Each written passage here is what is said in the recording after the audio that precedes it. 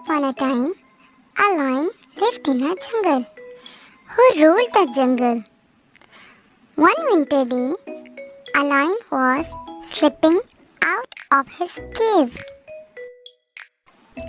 A mouse came along. He started to play with lion's hair on his back. Lion woke up with his disturbance. He caught the mouse. You woke me up. Lion roared. Mouse get frightened. Mr. Lion, if you let me go, I will hurt you. Mouse begged. Ha ha ha. You are too small to help me and too small to eat. Go home.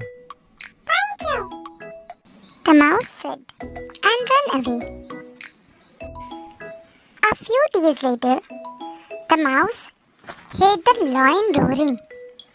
He quickly ran toward the sound. He saw lion stuck in a big net. The mouse came close to the lion and started chewing the net rope.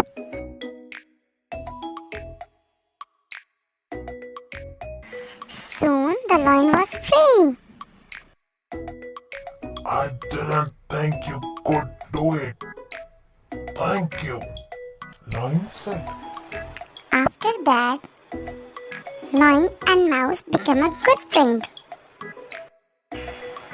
If you like my video, like, subscribe and share.